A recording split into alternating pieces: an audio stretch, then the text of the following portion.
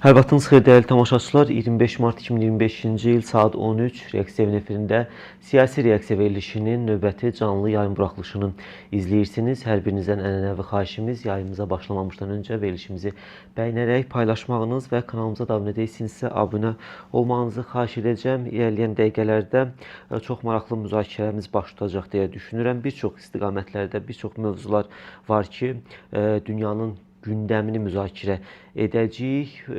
Bizimlə birbaşa bağlantıda siyasi analitik hörmətli Elçin Aloğlu ilə. Elçin bəy, salamlayıram sizi. Vaxtınız xeyir olsun. Elçin bəy, başlayaq dünənki ər-riyyatda baş tutan Rusiya-ABŞ danışıqları. Qriqori Karasindən ilk açıqlama var. Dünənki görüşlə bağlı Rusiya və ABŞ arasında Ukrayna münaqişəsinin nizamlanması məsələsi ilə bağlı ər-riyyatda aparılan danışıqlar zamanı çətin, lakin faydalı dialoq baş tutdu. Hər şey müzakirə olundu. Zəngin, çətin dialoq oldu, lakin bizim və Amerikalılar üçün çox faydalı bir görüş oldu deyə düşünürəm. Belə bir açıqlama verdi. Artıq bundan öncəki görüşlərdə baş tutmuşdu.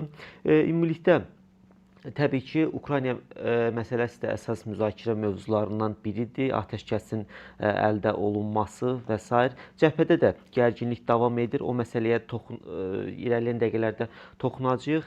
Hazırda masada danışıqlar prosesinin hazırki mərhələsini necə dəyərləndirirsiniz? Məsələ burasındadır ki, ər-riyyatda aparılan danışıqlar bağlı qapılar arxasında keçirilir və o danışıqlarda nəyin müzakirə olduğunu demək qeyri-mümkündür.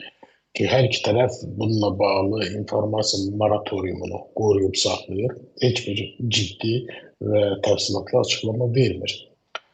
Lakin bugün Amerikalı və Rus həmkarlarımla, kollegalarımla müzakirələrimiz oldu bununla bağlı. Və əldə etdiyimiz ilkin məlumatlara görə Rusiyanın artıq fəaliyyət ssenarisi dəyişməz olaraq qalır. Nədir bu ssenari? Rusiya danışıqların maksimal dərəcədə uzanmasında və mərhələlər şəkildə irəliləməsində maraqlıdır. Rusiya istəyir ki, danışıqlar ən azı 3-4 ay davam etsin və düşünürəm ki, bu danışıqların yaxın ay ərzində may ayına qədər, hətta aprel ayının sonuna hələ demirəm, may ayının sonuna qədər bitməsi ehtimalı azdır. Var, amma azdır. Rusiyanın əsas marağı budur ki, danışıqlar apara-apara Ukraynanın bir neçə vilayətinə invaziv hücumlar etsin. Bu hücumların əsas məqsədi torpaq mübadiləsi, ərazi mübadiləsidir. Yəni Rusiya bu dəqiqə Sumu vilayətinə geniş miqyaslı hücuma başlayıb. Birinci Rusiyanın bu danışıqlarda məqsədi Qara Dənizdə daşımaların və nəqliyyatın bərpasıdır. Burada məsələ sadəcə Ukraynaya edilən güzəştdən getmir. Qərb mediası bunu Ukraynaya edilən imtiyaz kimi qələmə verir, amma belə deyil. Rusiyanın əsas məqsədi Bosfor və Dardanel boğazlarının hərbi yüklərin daşınmasını təmin etmək. Çünki bilirsiniz ki, Türkiyə Ukrayna müharibə başlayan günü bu Rusiya hərbi gəmilərini boğazları bağladı. Yəni bu dəqiqə Qara Dəniz Rusiya hərbi dəniz donanması üçün qapalı su hövzəsinə çevrilib. Üstəlik də Rusiyanın Qara Dəniz donanmasına çox ciddi zərbələr vurulub, itkilər verib və bu səbəbdən də Rusiyanın məqsədi Ukraynaya imtiyaz adı ilə özünə imkanlar əldə etməkdir. İkinci məsələ enerji infrastrukturu ilə bağlıdır. Rusiyanın Kursk vilayətindəki Suca şəhərində bilirsiniz ki, qaz paylama və qaz kompresor stansiyalar, bunlar ikisi bir yerdədir. Ora avia zərbə endirilmişdi. Ukrayna tərəfi bu işdə Rusiyanı, Rusiya isə bu işdə Ukraynanı günahlandırır. ABŞ da öz növbəsində əldə edilmiş razılıqlardan məmnun olduğunu deyir. Halbuki ABŞ-ın Rusiya ilə apardığı danışıqlarda həm Witkoff'un, həm Walz'un müzakirədə, həmçinin Kellogg'ın o Kiyevdə apardığı danışıqlardan sonra belə bir nəticə hasıl olmuşdu ki, güya Ukrayna və Rusiya bir-birlərinə enerji infrastrukturlarına və ümumiyyətlə mülki obyektlərə zərbələri dayandıracaqlar. Amma danışıqlar başa çatandan cəmi 27 dəqiqə sonra Rusiya aviasiyası Ukrayna şəhərlərinə zərbələr endirdi. 2 saat 10 dəqiqə sonra isə Ukrayna hərbi hava qüvvələri və dron qüvvələri, bilirsiniz, Ukrayna ordusunda xüsusi ayrıca qoşunla yaradılıb, pilotsuz uçan aparatlardan ibarətdir. Onlar Rusiyaya zərbə edirlər. Yəni bu danışıqlar hamısı kağız üzərində qaldı. Rusiyanın üçüncü və əsas məqsədi bu danışıqlarda nədir? Danışıqları uzatmaqda məqsədi odur ki, Rusiya birmənalı olaraq Krım yarımadasını, bu heç müzakirə mövzusu deyil. Yəni bunu biləsiniz ki, Krım heç bir halda Rusiyanın əlindən alınması üçün Qərb tərəfindən hədəf sayılmır. Nə Avropa İttifaqı, nə NATO, nə ABŞ Krımı Ukraynaya qaytarmaq niyyətində deyirlər. Bəyanatlar hamısı boş söhbətlərdir, sadəcə kasıblar üçün rəvayətdir. Digər bir məsələ, Rusiya Xerson, Zaporojye, Lugansk və Donetsk vilayətlərini Ukraynaya qaytarmayacaq. Heç bir halda. Və Rusiyanın belə bir niyyəti də yoxdur. Karasin, həmçinin Uşakov və digərləri istədikləri qədər danışa bilərlər. Amma Kremlin əsas strateji hədəfi, xüsusilə geostrateji hədəfi həmən vilayətlərin Rusiya əraziləri qismində qalmasıdır. Və Ukraynanı da buna vadar etməyə çalışır Rusiya. Dördüncü mərhələ, dördüncü məqsəd, dördüncü hədəf ondan ibarətdir ki, Ukrayna ilə danışıqlarda Ukraynanın bundan sonraki statusunun müəyyənləşdirilməsi məsələsi var. Rusiya Ukraynanın hər hansı bir formada NATO'nun üzvü olmasının əleyhinədir. Rusiya Ukraynanın sürətlə silahlanmasının əleyhinədir. Rusiya Ukrayna silahlı qüvvələrinin indiki heyətdə qalmasının əleyhinədir. Və ən nəhayət Rusiya Ukraynada Şərqi Atlantika və həmçinin Şərqi Avropa hərbi əməkdaşlığının dayandırılmasını tələb edir. Və bütün bunları nəzərə alsaq, Ukraynanın əldə etdiyi nailiyyətləri nəzərə alsaq, müqayisə gəlinməz dərəcədə. Hadisənin benefisiarı, bu hekayənin ən çox gəlir götürəni Amerika Birləşmiş Ştatları. Birincisi, Amerika Birləşmiş Ştatları çox yaxın vaxtlarda Ukrayna ərazisindəki atom elektrik stansiyalarını nəzarət əldə edəcək. Bu, Ukrayna energetikasının təxminən 47%-ni tam nəzarət kontrol altına almaq deməkdir.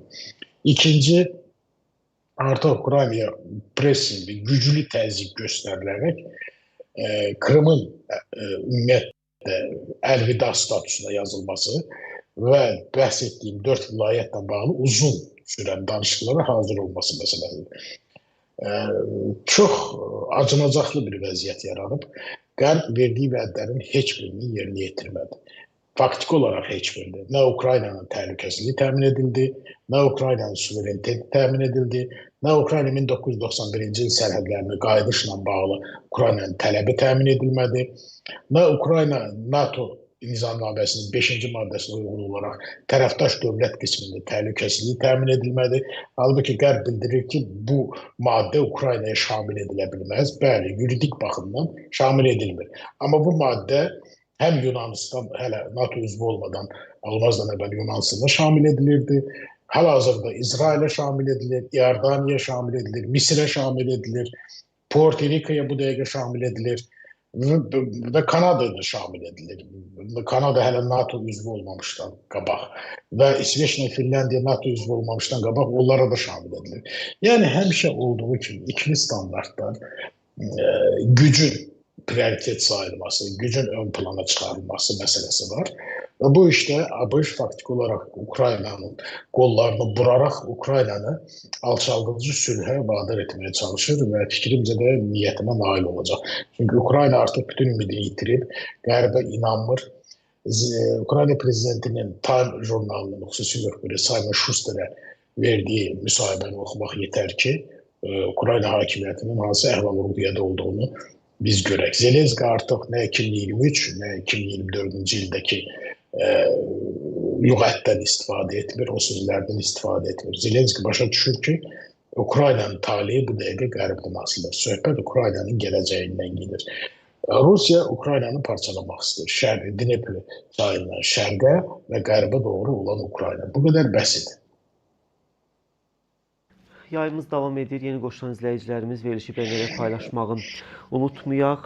Ukrayna ordusu martın əvvəlində ciddi itki verərək Rusiyanın Kursk vilayətindəki mövqelərinin əksər hissəsindən geri çəkilsə də sərhədyanı zonalarda əməliyyatlarını davam etdirir. Rusiya mənbələri deməli bu istiqamətdə açıqlama verərək Belqrad vilayətində döyüşlərin getdiyini bildirir və məlumata görə Ukrayna Silahlı Qüvvələri kiçik piyada dəstələrdə qruplaşaraq Rusiyanın içərilərinə doğru 10 kilometrdən çox irəliləyərək bəzi məskunlaşmış əraziləri nəzarətə götürüb. Rusiya hakimiyyəti bir neçə sərhəd kəndinin əhalisini təxliyə edib. Belqrad vilayətinin bəzi sakinləri döyüşlərin şahidi olaraq təxliyə əmrini gözləmədən evlərini tərk ediblər deyə Rusiya mənbələrinin verdiyi məlumatı diqqətinizə çatdırdım.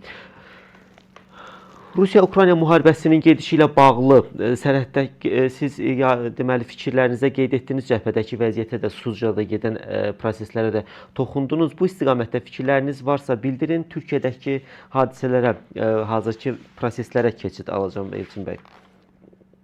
Ukrayna ordusunun sadece onu diyebilirim ki Belgrad vilayetinde apardığı əməliyyatlar Rusiyanın hərbi kontingentinin böyük qismini Belgrada cəlb etmək məqsədi güdür.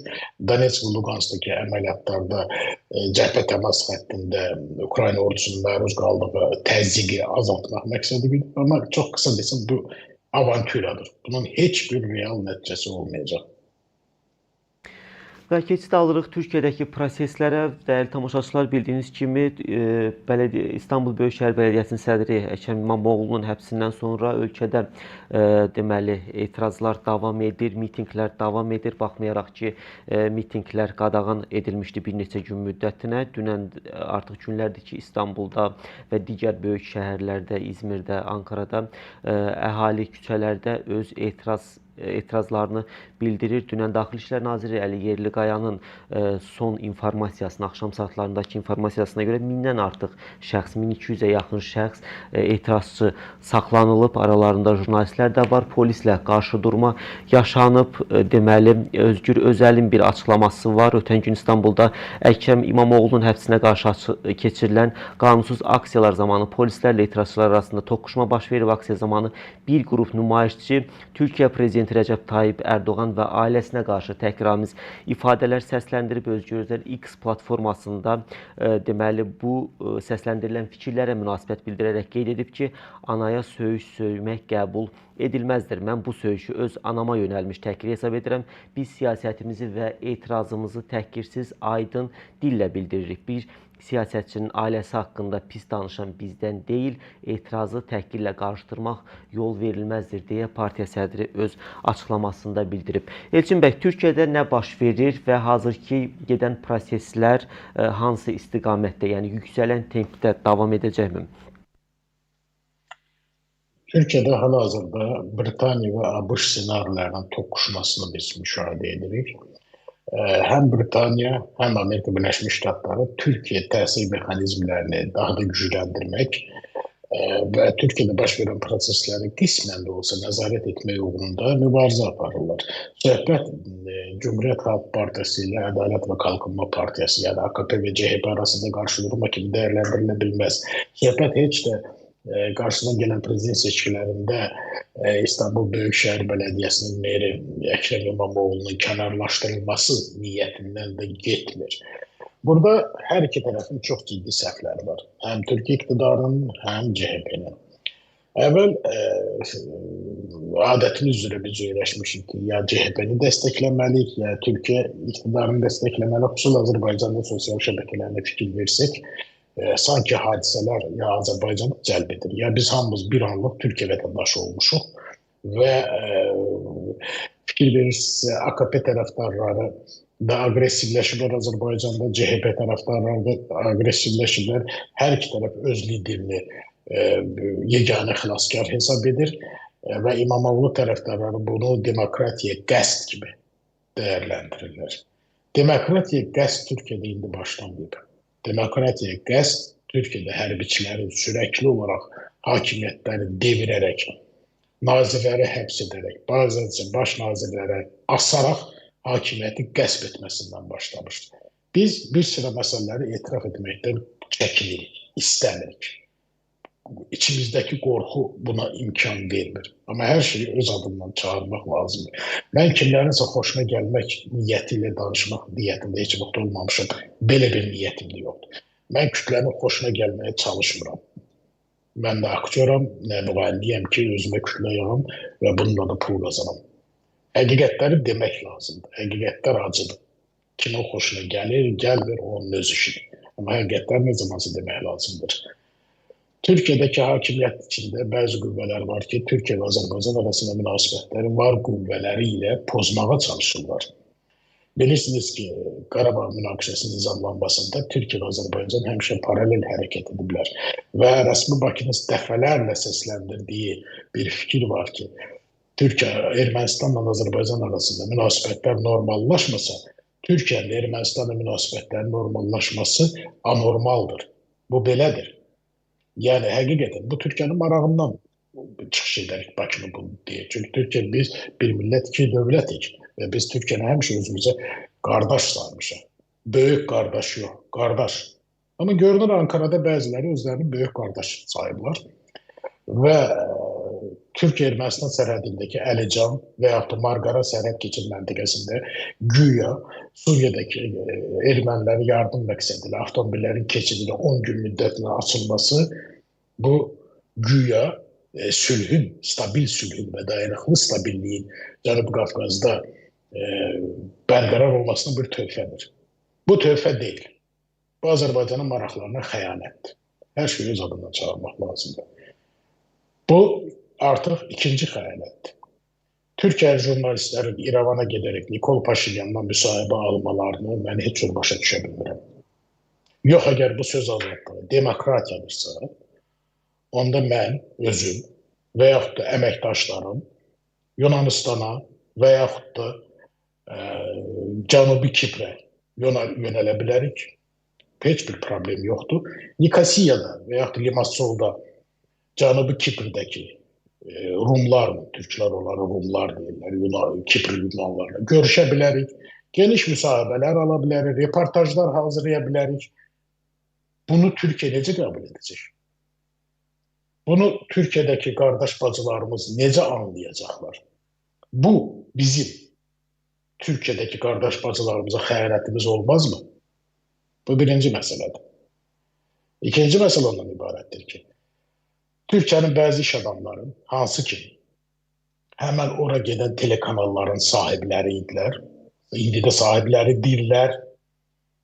Onlar Azərbaycanda 44 günlük Qarabağ müharibəsindən sonra xeyli pul qazandılar. Rəsmi Bakı qardaşlarımıza imkan yaratdı ki, burada bizneslərini qursunlar. 10 milyonlarla dollar qazandılar həmən iş adamları, media magnatlar. Budur bizə minnətdarlıq. Biz hansı hərəkətimizdən bunu haqq etmişdik? Hansı hərəkətimizdən imkan vermişdik ki, bizə belə bir dırnaq arası jest edilsin? Axı biz heç vaxt Türkiyənin maraqlarını, Azərbaycanın maraqlarından ayırmamışıq. Bu ikinci məsələdir. İmamoğlu məsələsi Türkiyənin daxili işidir. Lakin burada bir məsələ var. Bu həm də Azərbaycan siyasətinə toxunur. Cumhuriyyət Xalq Partiyasını Mustafa Kemal Paşanın, Allah onun nurla doldursun, Qazi Mustafa Kemal'ın partiyası sayırlar indi də. Elə deyil. CHP son illər xəyanətkarların milli varlıqlarını və milli kimliklərini, qərbdən alınan təlimatları qurban verənlərin tərəfindən idarə olunan bir partiya çevrilmişdir. CHP'nin sabiq lideri Kemal Kılıçdaroğlu'nun Azərbaycana və Azərbaycanlılara olan münasibətini şərh etməyə ehtiyac yoxdur. Allah bizi belə dostdan qorusun. Sadəcə Kemal Kılıçdaroğlu ilə, Bay Kemal'dan. Bay Kemal Türk siyasətinin üz qarasıydı. Bunu mən sizin vasitənizi indi burada demirəm. Bunu mən Avropada, Avropa Şurasında, Avropa Parlamentində Kılıçdaroğlu'nun üzünə demişəm. Özünə demişəm. Hələ CHP'nin sədri olan zaman demişəm bu sözü. Onun kimi küzlü, onun kimi siyasi saxtakar, onun kimi siyasi mühtəkir Türkiyə siyasətində yetərincədir. Amma onların heç biri özünü prezidentliyə namizəd kimi qələmə verib milləti sırmağa çalışmayıb. CHP illər uzun Azərbaycanın maraqlarını heçə sahib. CHP illər uzun qərbin aldığı təlimatlara tam riayət edərək Bakının maraqlarını göz ardına vurub, qulaq ardına vurub. Sağ olsun ki, indi Özgür Özel etdiyi səhvləri etiraf edib və az qala rəsmi şəkildə Azərbaycandan və Azərbaycandan üzr istəyib, özündən əvvəlki sədrin etdiklərinə görə yaşayaq görək. Görək Özgür Özel'in Azərbaycanla bağlı mövqeyi necə olacaq. Amma Türkiyədəki qardaş və bacılarımız unutmasınlar. Əvvəlki 10 illiklərdən fərqli olaraq Azərbaycanda məsələn, bəlkə 10 illərdə hər hansı bir siyasətçinin karyerası Türkiyə ilə bağlı tutduğu mövqe ilə bağlı idi. Yəni aşkar anti-Türkiyə mövqeyi tutan siyasətçi özünü siyasi intihar yolu seçirdi Azərbaycanda. İndi də belədir. Amma eyni zamanda Türkiyədə Azərbaycanın maraqlarını heçə sayan siyasətçinin heç bir siyasi perspektivi yoxdur. Türk xalqı bunu qəbul etməyib və etməyəcək. CHP bunu bir dəfəlik kafasına qoysun, Osmanlı Türklər demişkən. Əgər onlar siyasi iqtidar olmaq istəyirlərsə, Azərbaycanla münasibətləri düzəltsinlər. İndi gələk İmamoğlu məsələsinə.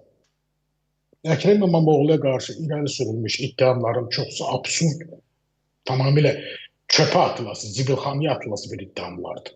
Onun terrorçu PKK ilə əlaqələri, onun güya terrorçu PKK-nı maliyyələşdirməsinin hər hansı bir formada əlaqəli olması, mən ilk anlarda Türk telekanallarına müsahibə verərkən üzr istəyirəm, özümdən iqtibas gətiririm əyalət şəhərləri kimi. Amma orada demişdim ki, bu terror iddiaları hamısı mənasız və yersizdir. Vaxt gələcək, o iddiaları yazanlar özlərindən utanacaqlar. Mənim üçün sadəcə çox maraqlı İmamoğlu terrora dəstəkli ittiham edən evə gedib övladların üzünə necə baxırlar? Axı insan müəyyən şeylər gör, hər şey qurban verə bilməz və verməməlidir. Elə də oldu. Türkiyə məhkəməsi, mən bilirəm Türkiyə məhkəməsi həmişə ədalətlə davranır, bu ithamları rədd etdi. Bunu siz də bilirsiniz. Amma İmamoğlu'nu süddən çıxmış ağ qaşıq salmaq da bu düz deyil. İmamoğlu çox xarizmatik siyasətçidir. İmamoğlu nəyi, necə, harda deməyi bilir. İmamoğlu kütləni ələ ala bilir. Elə onun İstanbul meri postu uğrunda 2 dəfə seçkilərdə çox böyük hesabla AKP nümayəndəsinə qalib gəlməsini göstərir ki, İmamoğlu seçicilərlə, kütlə ilə, elektoral baza ilə işləməyi bacarır. Xarizmatik liderdir. Danışmağı da bacarır, hərəkətini də bacarır, sözünü də bacarır. Amma bu lider özünü bəzən Amerika siyasətçiləri kimi çox bəsit göstərməyə çalışır. Məsələn, İmamoğlu həbsxanaya gedərkən, aparılarkən daha doğrusu, heç kəs öz xoşundan həbsxanaya getmir. Həbsxanaya aparılarkən onun qolunda qol saatı var. 84.000 manat bizim Azərbaycan pulunun qiyməti var. Hə, deyə bilərsiniz ki, İmamoğlu'nun nəsli 3 nəsildir, iş adamıdır, falandır. Bilirsiniz, kütləyə işləyən siyasətçi, seçiciyə çalışan siyasətçi bu cür qaba və kobud səhvləri yol verməməlidir. Mən sizə yetərincə dövlət başçıları, siyasi parti liderləri göstərə bilərəm ki, çox böyük sərvətləri var, halal yolda və yaxud başqa yolda qazanmış. Amma o adamlar çox sadə görünürlər. Kütləni qıcıqlandırmırlar, qıcıq yaratmamaya çalışırlar. İmamoğlu bunun tam tərsini etdi. Fəqət burada məsələ nədən ibarətdir? CHP tükənib. CHP'de lider qıtlığı var. CHP bu dəqiqə İmamoğlu'nun primarizində ona verilən 15 milyon səsi rekord və uğur kimi qələmə verir. Ayıbdır. Axsaq ördək Kemal Kılıçdaroğlu'ya ötən primarizdə 20,8 milyon səs verilmişdir. Təxminən 24 milyon. 24 milyon hara, 15 milyon hara. Yox, CHP AKP'ye qalib gəlmək istəyirsə seçkilərdə, öz siyasətinə çəki düzən verməlidir. Dəyişikliklər etməlidir. Şüarçılıqdan, söz yığınından geri qaçmalıdır. Mənsur Yavaşın və İmamoğlu'nun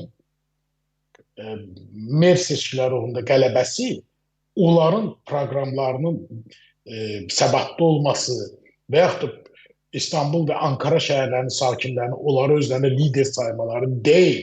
Yetər artıq onlar kütləni aldatdılar.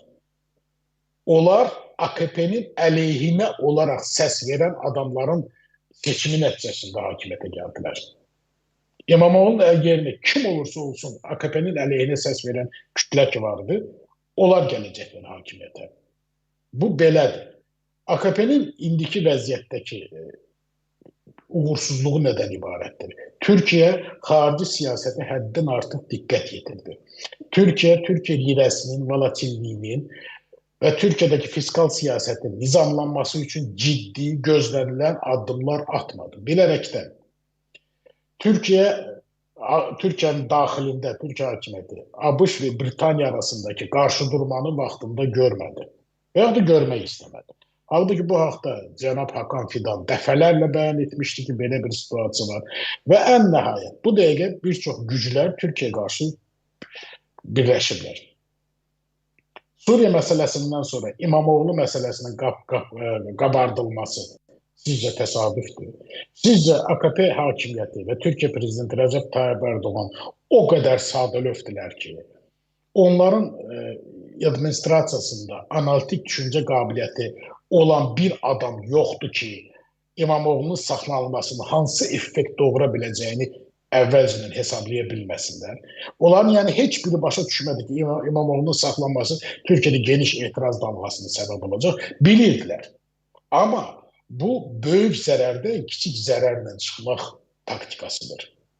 Məsələn, bunu biz peyvənd də adlandıra bilərik. Amerikalılar buna İmamoğlu effekt deyirlər, amma mən buna the vaccine effekt deyirəm və bugün də Amerikalı həmkarlarımızla söhbətində bunu dedim. Bu vaksin effektidir və Erdoğandan daha bir uğurlu gedişdir. Erdoğan bilirdi ki, İmamoğlu primarizdən sonra dərhal vaxtından əvvəl prezident seçkilərini tələb etməyə başlayacaq. İmamoğlu saxlandı, saxlanmadı, həbs olundu, olunmadı. Bildiyiniz olsun ki, aprel ayının ortalarında Türkiyədə geniş miqyaslı etiraz aksiyaları nəzərdə tutulmuşdu. Bunu mən demirəm. Bunu analitiklər hesablayırlar, Türkiyədəki ekspertlər də bunu təsdiqləyir, qərbdə də deyirlər. Türkiyədə mütləq şəkildə geniş miqyaslı etiraz aksiyaları olmalı və bunun üçün də yetərli sosial və siyasi səbəblərin olduğu vurğulanır. Bilirsiniz, Türkiyədə çox güclü inflyasiya var, Türkiyədə bahalaşma var, Türkiyədə işsizlik artıb, Türkiyədə Suriyadan gəlmiş qaçqınlara qarşı dözülməzlik artır sıra vətəndaşlar arasında və s. və s. və s. və s.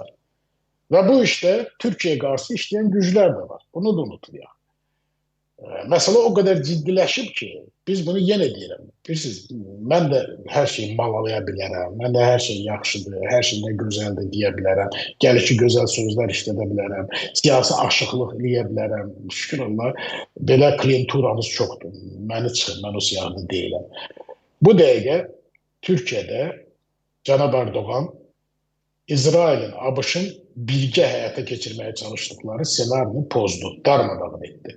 Fikir verdinizsə, İmamoğlu'nun saxlanılmasından az əvvəl Erdoğanla Trump arasında danışıqlar oldu. Ondan az əvvəl İsrail mediasında Erdoğan'ın əleyhinə yox, Türkiyənin əleyhinə çox geniş miqyasda reportajlar, yazılar, şərhlər, tok-şovlar təşkil olundu. Və İsrail mediasında bu dəqiqə İsrail ilə Türkiyə arasında qarşıdurmanın, hətta hərbi qarşıdurmanın qaçılmazlığı ilə bağlı müxtəlif geri zəkalı ekspertlərin açıqlamaları geniş yer alır. Və hətta o da vurğulanır ki, İsrailin baş naziri Benyamin Netanyahu güya Təhlükəsizlik Şurasının iclasını keçirərək Türkiyə ilə müharibəyə başlayaq, başlamayaq müzakirəsi aparır. Təbii ki, bu feykdir. Təbii ki, bu idiotizmdir, siyasi marazmdır. Ona görə yox ki, Türkiyə İsraildən qorxur. Yox, İsrail özünə çox güvənməsin. İsrail bəli, aviasiyası güclüdür və silahı var.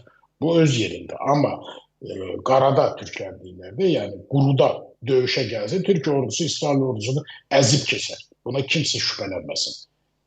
Unutmayaq ki, NATO'da Amerika Birləşmiş Ştatlarından sonra ən qüdrətli, texniki cəhətdən inkişaf etmiş və güclü orduya, hərbi, insani, texniki və digər potensiala malik orduya malik olan ölkə Türkiyədir. Sadəcə olaraq İsrail ilə Türkiyə arasında münasibətləri süni şəkildə gərginləşdirməyə çalışırlar son aylar. Bunu görməmək üçün kör olmaq lazımdır. Və İsraildə olan güclər də bunu var qüvvəsi ilə körüklüyürdülər. Yəni, mümkün qədər sürətlə bu münasibətləri körlamağa çalışırlar. Çünki Türkiyənin İsraillə əsas qarşıdurması Fələstində, Qəzzada deyil, Suriyadadır. Türkiyə güclü, homogen, sərhədləri tam bərpa olunmuş və iqtisadi inkişafa başlamış müharibənin yaralarını sarıyan, hakimiyyəti inklüziv hakimiyyət olan bir Suriya istəyir. İsrail isə belə Suriya istəmir. İsrail vətəndaş müharibəsinin alovlanmağa davam etdiyi, qan içində olan, xarabazar bir Suriya istəyir. Çünki belə bir Suriya İsrailin müəyyən problemlərinin həlli deməkdir. Birincisi ona görə ki, Livan'da Suriyanın təsir imkanları çox böyükdür. Ümumiyyətlə, Livanlılarda Suriya simpatiya həmişə böyük olub. İkincisi, İranla Livan və Fələstin arasında əlaqələri bilmərrə kəsməyə çalışan İsrail Suriyanı tampon bölgə, tranzit ərazi kimi oyundan çıxarmağa çalışır. Üçüncü, Türkiyənin güclənməsi İsrailin planlarına uyğun deyil. İsrail üçün daim başı daxili gərginliklərə qarışan, daim terrorla mübarizə aparan, daim sərhədlərini qorumaq üçün bütün imkanlarını səfərbər edən bir Türkiyə lazımdır. Məhz bu səbəbdən İsrail əvvəllər PKK-nı, elə indinin özündə də PKK-nı təlim keçirdisə, PKK-ya kəşfiyyat məlumları ötürüldüsə və məhz bu səbəbdən İsrail Suriyadakı PKK törəmələri, YPG, PYD, YPJ və digərlərini dəstəkləyirdisə və məhz bu səbəbdən hal-hazırda İsrail Suriyadakı Druzlarla Ələvləri dəstəkləyirsə, İsrailin maraqları göz qabağındadır. İsrailə güclü Türkiyə gərək deyil. Bunu bir dəfəlik anlamaq lazımdır. Hadisələrin cəryanı o qədər absurd istiqamətə yönəlib ki, düşünün ki, Şiə Ələvilər bu dəqiqə İsrailə güvənirlər. Bu artıq, yəni 10 il bundan qabaq kimə desəydiniz gülərdi. Amma indi belədir. Və belə olduğuna görə də Türkiyədə mütləq şəkildə bu qarşıdurma ya elə, bizdə bir xalqımızda bir söz var, ya vəlvələdən, ya zəlzələdən olmalıydı. Erdoğan ona görə bu hadisələri qabaqladı. Erdoğan İmamoğlu'nun düşməni deyil. İmamoğlu Erdoğan'ın düşməni deyil. Bəli, siyasi rəqiblərdir. İmamoğlu hakimiyyətə gəlməkdə suçlar. Niyə də yox? İmamoğlu CHP'nin faktik olaraq simasıdır. Bu adamın prezident olmaq istəyəndə qəbahət nə var? Elə üzr istəyirəm Elçin müəllim, fikirlərinizi davam etdirərsiniz. Elə İmamoğlu ilə bağlı. Dəyərli tamaşaçılar, bu arada bizi 700-ə yaxın şəxs təkcə YouTube üzərində izləyir. Yayın bəyənərək paylaşmağı unutmayaq. Post Erdoğan dönəmində İmamoğlu'nun həmin kürsüdə əyləşməsi reallığını bu gün üçün necə dəyərləndirirsiniz və növbəti seçkilərə qədər İmamoğlu öz indi hazırki nüfuzunu deyək, qoruyub saxlaya biləcəkmi? Hər şey İmamoğlu'ndan asılı deyil.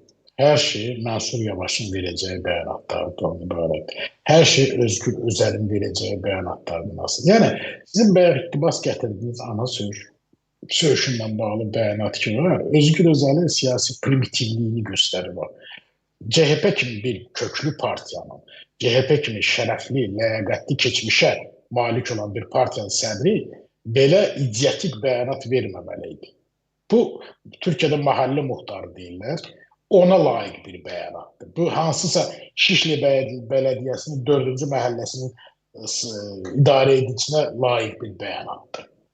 Bu, CHP partiyasının sədrinin X akkauntunda yer almaması gereken bir bəyanatdır. Bilirsiniz, burada söhbət heç də zahirən belədir ki, Özgür Özel deyir ki, biz siyasəti güya sivil metoduna aparırıq, söyüşə qarşıyıq, agresiya qarşıyıq. Əksinə, bu dəqiqə CHP var gücündən çalışır ki, Türkiyənin bütün şəhərlərində kütləvi etiraz aksiyaları olsun. Bilirsiniz, Rusların bir sözü var, deyir ya sən xaçı boynundan çıxart, ya əlində tuman geyin. Bir tərəfdən bunlar deyirlər ki, hamını kütləvi etiraz aksiyalarına çağırırıq, hamını güya Erdoğan ailəsinin güya maliyyələşdirdiyi şirkətləri və Erdoğanı dəstəkləyən dövlət, kommersiya qurumlarını boykota çağırırlar. Arada Acun Media da gedir, arada Millət Hürriyyət qəzetləri də gedir və s. və s. və s. Bu agresiya deyil, nədir? Bəyəm Türkiyədə həmişə doğru sözü deyən Sözçü qəzetidir və yaxud da Sözçü televiziyasıdır və Fatih Portakaldır. Fatih Portakalın Azərbaycana münasibəti göz qabağındadır. Yəni, bilirsiniz, biz özümüzü aldada bilərik. Biz deyə bilərik ki, Erdoğan pisdir, İmamoğlu yaxşıdır. Xüsusilə İmamoğlu'nun fikir verirsinizsə plakatlarının hamısı Amerikalılar ona USA style deyirlər, Amerika stilindədir. Çünki onun bu işinlə bilavasitə Amerikalılar məşğul olurlar. Və Türkiyənin regionda güclənməsini istəyənsə Britaniyadır. Məhz bu səbəbdən Türkiyə məsələsində Britaniya mediası ilə ABŞ media arasında soyuq savaş başlayıb. Məhz bu səbəbdən Amerikalı milyarderlərin əlində olan Britaniya qəzetləri əgər Ərdoğana qarşı çıxırsa, Britaniyanın köklü nüfuzlu qəzetləri nə baş verdiyini araşdırmağa çalışırlar. Burada həm Türkiyə lirəsinə zərbə vurulur, İstanbul qiymətli kağızlar birjasında Türkiyə lirəsinin qiymətinin 7% aşağı düşməsi, ümumiyyətlə birjanın 7% aşağı düşməsi, xarici investorların 10 milyardla pulu bir gündə geri çəkməsi Türkiyədən, bu sizə qəribə gəlmir. Və böyük korporasiyalar, transmilli korporasiyalar Türkiyəni volatillik indeksini aşağı salaraq bir plusa endirmələri və yaxud da BNP Paribas Standard & Poor banklarının eyni vaxt. Halbuki bu banklar həmişə düşmən olublar. Bu bankların birgə bəyanatı tarixdə cəmi 3 dəfə olub. Bir Panama kanalından bağlı olub, bir Süveyş kanalı, indi də Türkiyə ilə bağlı bəyanat verirlər. Hər kəs Türkiyədə demokratiyadan danışmaq istəyir. Hər kəs Türkiyənin inkişafından danışmaq istəyir. Amma sizə əmin edirəm, bu demokratiya və inkişafdan danışanların tam əksəriyyəti öz sözünü demirlər. Bunlar qərbdən alınmış təlimat əsasında hərəkət edirlər. Bir daha deyirəm, bu heç də o demək deyil ki, AKP-nin səhvi yoxdur. Bu heç də o demək deyil ki, AKP bu situasiyada tamamilə dürüst davrandı. Xeyr, sadəcə olaraq Ərdoğanın baş verəcək hadisələri görmək, duymaq hissi var. Buna 6-cı hiss də deyirlər də. Belə bir hissi olan siyasətçilər çoxdur, az deyil. Ərdoğan nə baş verəcəyini həm kəşfiyyat məlumatlarından bilirdi, həm digər məsələlər də vardı. Məsələn, Hakan Fidanın son bir aydakı bəyanatlarını xatırlayın. Dəfələrlə Hakan Fidan çox üstüörtülü şəkildə bildirirdi ki, böyük güclər Türkiyədə yeni, çirkin ssenarini həyata keçirmək istəyirlər. Dəfələrlə bunu deyib Hakan Fidan. İbrahim Kalının bəyanatlarına fikir verin. Suriya ilə bağlı bəyanatlara fikir verin. Hakan Fidanın İrana xəbərdarlığına fikir verin. Məsələyə baxın ki, Trump sanki heç nə olmamış kimi davranır. Trump Türkiyə ilə bağlı bir bəyanat səsləndirməyib hələ. Ümumiyyətlə heç nə deməyib. Sadəcə deyib ki, Ərdoğana mənim böyük simpatiyam var. Siz düşünürsünüz ki, Türkiyədəki situasiyada İsrail iştirak etmir bu işdə və yaxud Rusiya iştirak etmir. Türkiyənin güclənməsini nə Rusiya istəyir, nə İran istəyir, nə ABŞ istəyir, nə İsrail istəyir, nə Misir istəyir, nə Fars körfəzi ölkələri istəyir. O başı əmmaməli ərəb şeyx və şeyx-i şuyuxalar, ərəb sözdür bu şeyx-i şuyuxa, yəni şeyxanədən yuxarı gələn bir söz deməkdir. Əyətullah və mərci təqlid anlamına gəlir şiəlikdə. Onlar istədiklərini deyə bilərlər. Amma ərəb ölkələri arasında Türkiyə ilə saf qardaş olan yeganə ölkə Qətərdir. Yerdə qalanların heç birinin marağında deyil ki, Türkiyə bölgədə möhkəmlənsin. İllah da ki, Osmanlı türklər demişkən, hələ Suriyada Türkiyə söz sahibi olsun. Siz düşünürsünüz Küveyt, Birləşmiş Ərəb Əmirlikləri, Səudiyyə Ərəbistanı və digər ölkələr, ələlxüsus Misir, Yordaniya, Suriya ilə bağlı stavkalarını birdən-birə itirmək istəyir. Yox, oyun hələ təzə başlayıb. Yəni, endspiel və yaxud da ingilislər demişkən, the end game hələ başlamayıb. Türkiyəni çox çirkin və çox məkirli, çox fəlakətli ssenariləri çəkmək istəyirlər. Bu ssenarinin tərkib hissəsi kimi Azərbaycan da var, bunu da biləsiniz. Türkiyəni vadar etmək istəyir Ermənistanla münasibətləri, Azərbaycanla münasibətləri nəzərə almadan normallaşdırsın. Türkiyəni vadar etmək istəyirlər ki, Ermənistanın təhlükəsizliyinin qarantı olsun və yedək qismində Türkiyə vasitəsilə Ermənistan Avropa İttifaqına üzv dövlət, namizəd dövlət statusu qazansın, Zəngəzur dəhlizi unudulsun. Məhz bu səbəbdən də Cənubi Qafqazda hələ vəziyyət, siz əgər düşünürsünüz, gərgindir, gərgin deyil. Vəziyyətin gərginliyi hələ qabaqdadır. Hələ nədir ki? Hələ Rusiya, İran yeni oyuna başlamaq hazırlaşırlar. Rusiya, Ukraynada müharibəni başa vurandan sonra mütləq şəkildə diqqətini Cənubi Qafqaza yönəldəcək. Buna kimsə şübhə eləməsin. İran isə Azərbaycanı həmişə hədəf görür. Həyatı boyu hədəf sahibi Azərbaycanı. İranın əlində imkan, cəsarət və iradəsi olsaydı, bizi ümumiyyətlə dövlət kimi məhv etməyə çalışardı. Zaten çalışır. İranın Azərbaycandakı xəfiyyələri, casusları, bizim vətənimizdə yaşayan bəzi şərəf və qeyrət yoxsulları ki var, onlar müəyyən məbləğin hesabına İrana xidmət edirlər və buna müxtəlif adlar verirlər. Güya ki, bunlar hansı ideologiya, hansı nə elədir, hamısı pul davasıdır. Yəni qarın davasıdır.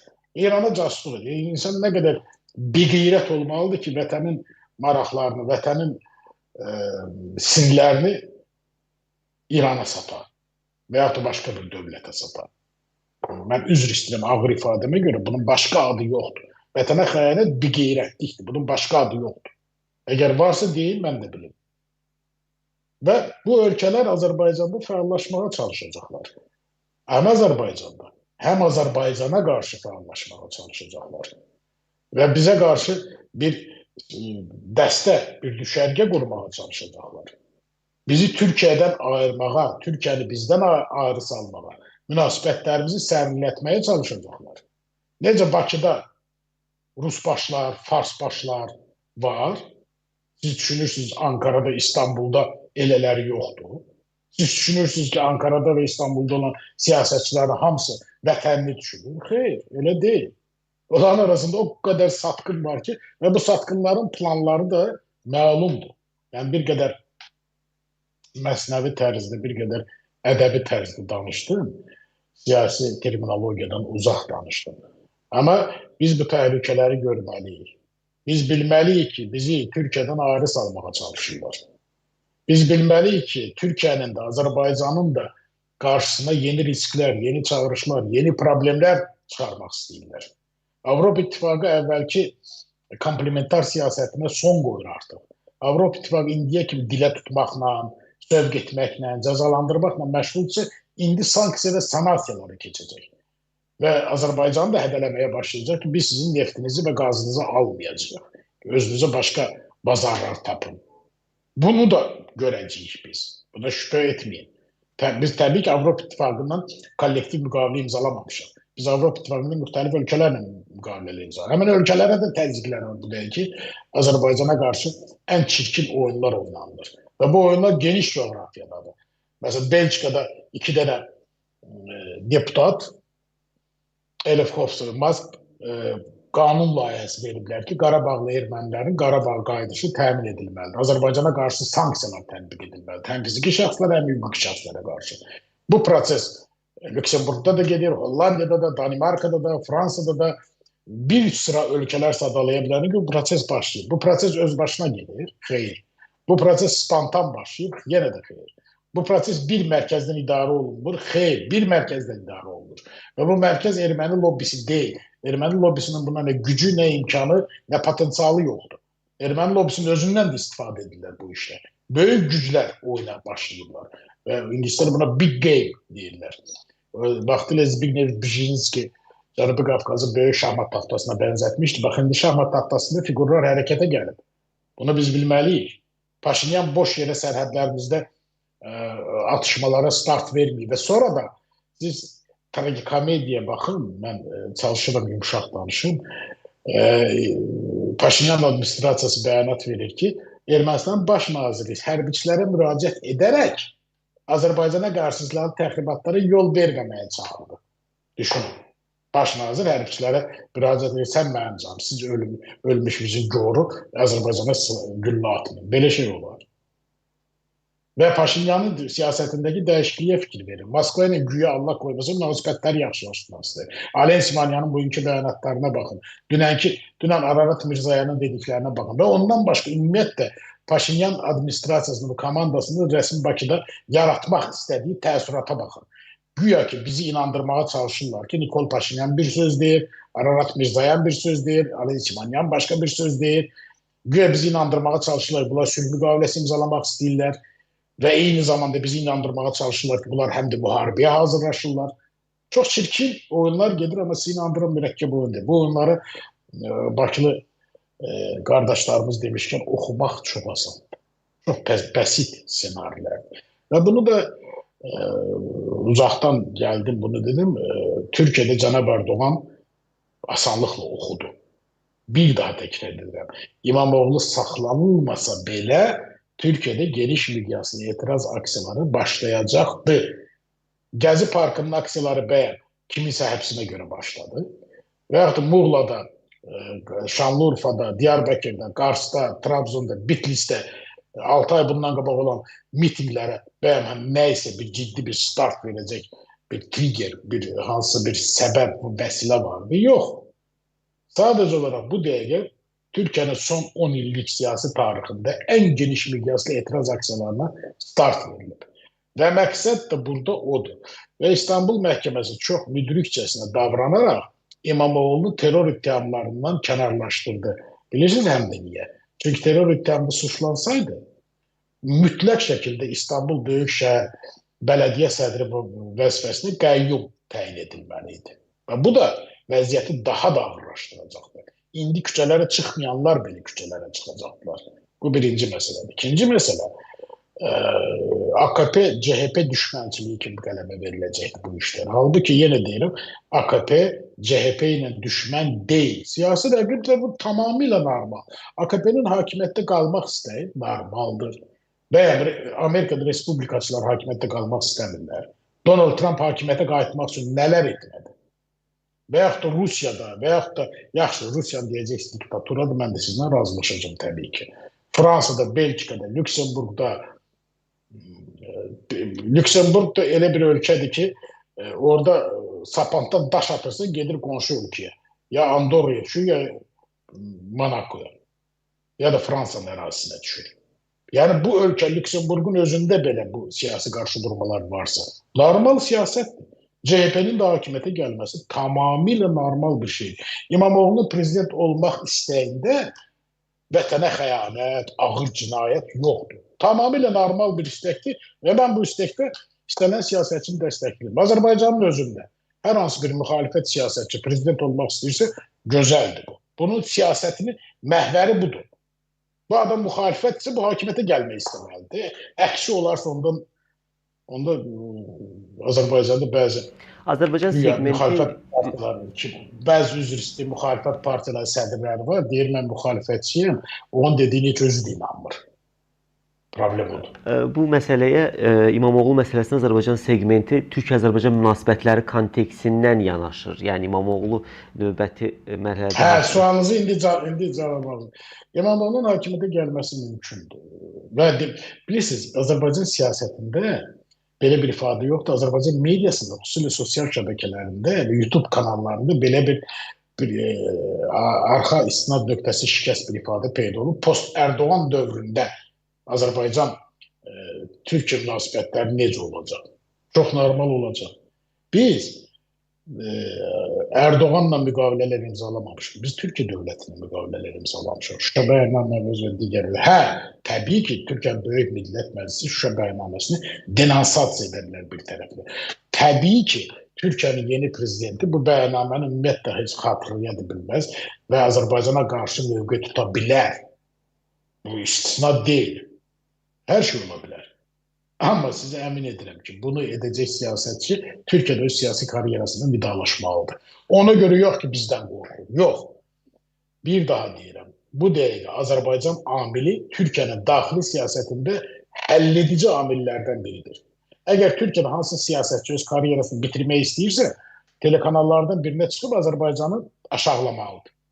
Və sabahsı gün o karyerasını vidalaşa bilər. Heç bizim məsələyə dəxlimiz olmadan. İkincisi və ən nəhayət, Azərbaycan ötən prezident seçkilərində bütün Türkiyə vətəndaşlarına, 86 milyon insana çox dəqiq bir mesaj verdi. İndiki hakimiyyətin, hakimiyyətdə qalmasının əsas təminatçılarından biri Azərbaycanlılar oldu. Və mən dərinə getmirəm.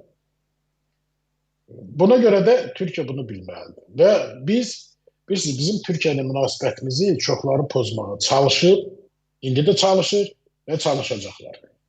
Azərbaycanda olan Rus başlar, Fars başlar əllərindən gələn edirlər ki, indiki situasiyadan yararlansınlar. Əllərindən gələn edirlər ki, Azərbaycanlılar arasında sən Erdoğancısan, sən İmamoğlu tərəfdarsan deyə kəskin qarşıdurmalar yaratsınlar. Əllərindən gələni edirlər ki, Erdoğan hakimiyyətdən gedəndən sonra Türkiyənin üzü dönəcək tipli zərzək açıqlamalarla çıxış etsinlər. Belələri həmişə oldu. Mən sizin vasitənizlə dəyərli əzizlərimizə, tamaşaçılarımıza müraciət etmək istəyirəm. Bizim xalqlarımız bir xalqdır. Bizim bir kökümüz var. Bizim bir babamız var. Osmanlılar. Onlar özlərini Osmanlı deyirlər, biz Azərbaycan türkü deyirik, türkük biz. Mən Azərbaycanın sözünü ümumiyyətlə qəbul etmirəm. Çünki Bakıda, Azərbaycanda yaşayan Yahudi də Azərbaycanlıdır, Talış da Azərbaycanlıdır, Ugindi qardaşımız da Azərbaycanlıdır. Mən türkəm və bizim dostumuzu çoxları pozmaq istəyir. Bunun da uzun tarixi var, bundan sonra da uzun tarix olacaq. Çünki Türk Dövlətlər Təşkilatı güclənir, Türkiyə güclənir. Türkiyə nə qədər güclənirsə biz güclənirik. Bu Birləşmiş Qablar Qanunudur. Türkiyə nə qədər zəifləyirsə bizim günümüz zəif olur. Türkiyədəki bu ixtisaslara sevinməyə dəyməz. Bizim problemlərimiz artır Türkiyənin vəziyyəti ağırlaşdıqca. Şükür Allah Türkiyənin vəziyyəti ağırlaşmır. Bu da ötər.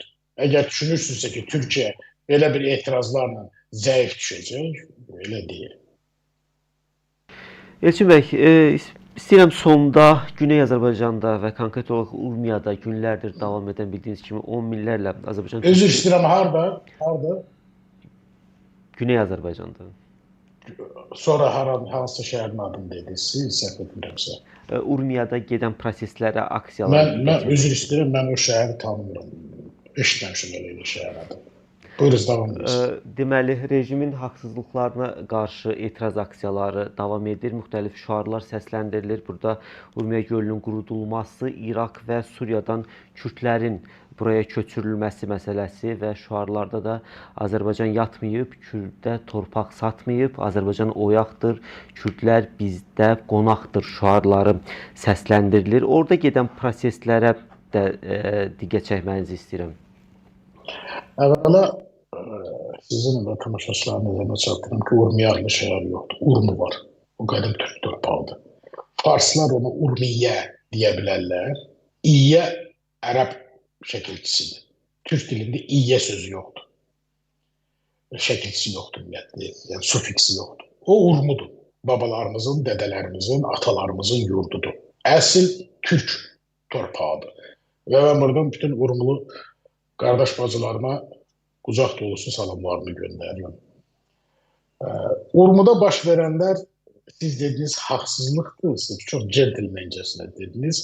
O haqsızlıq deyil, o əxlaqsızlıq, mənəviyyatsızlıq və tərbiyəsizlikdir.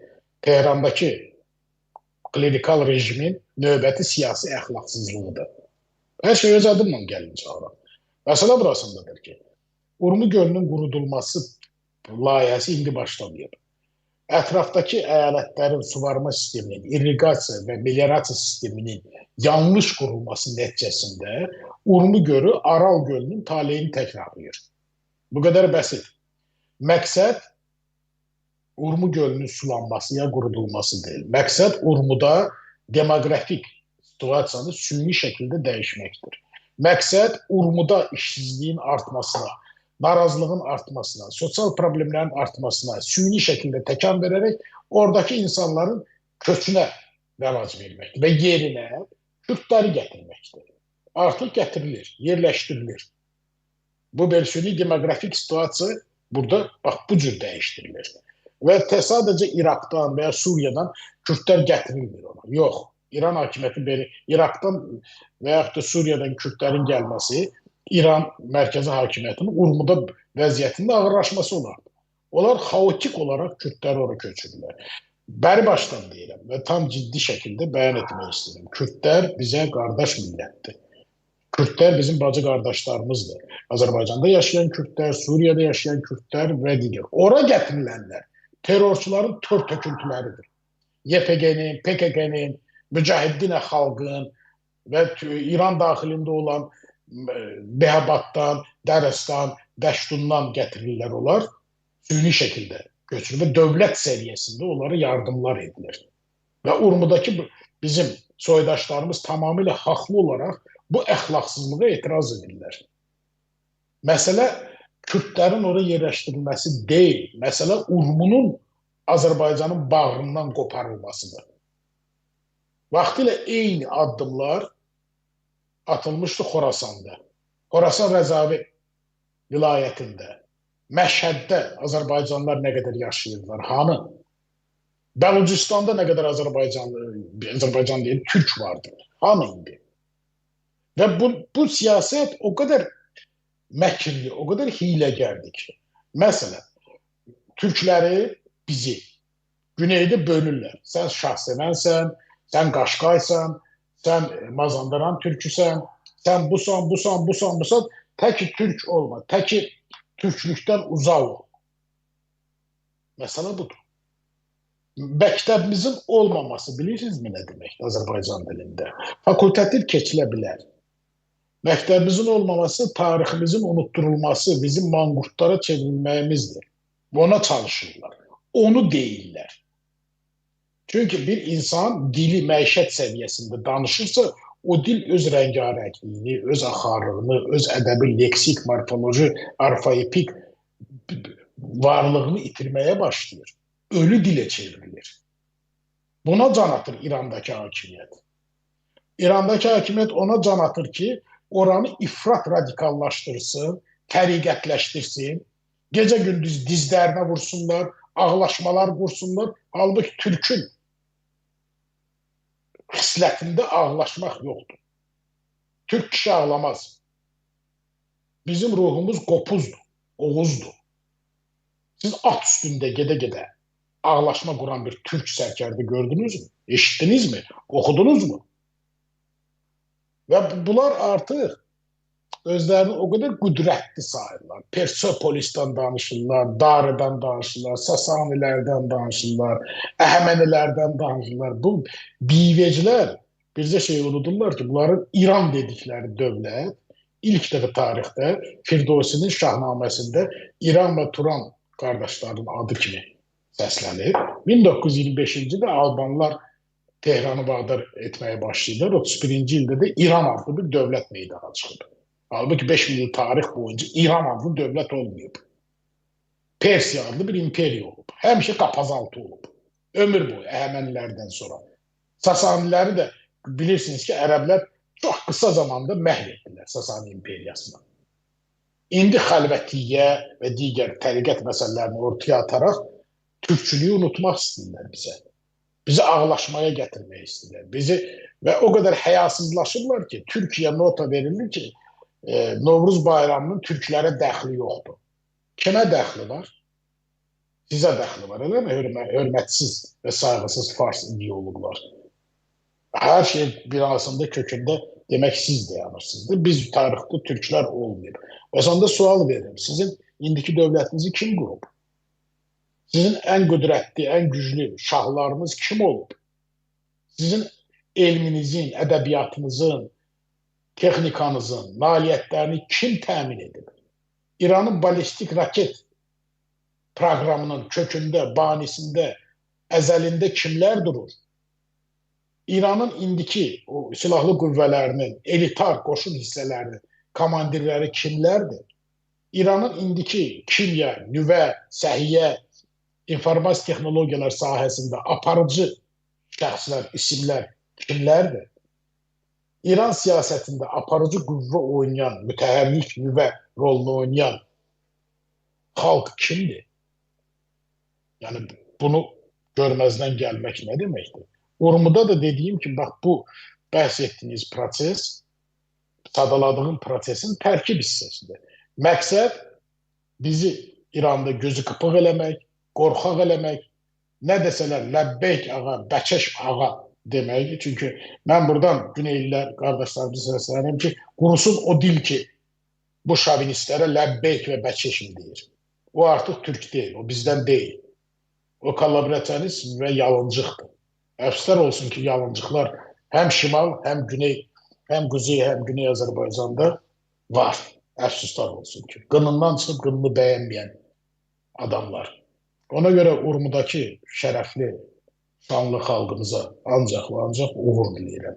Adi bir fakt. Novruz bayramı başlayanda Urmudakı qardaş bacılarımızın Novruz şənlikləri az qala yasaqlandı. Kütləvi tədbirlər. Dedilər ki, olmaz. Amma Kürdlərə icazə verdilər. Yenə deyirəm, məqsəd burada Kürdlərlə, Kürd bacı qardaşlarımızla bizi düşmən eləməkdir.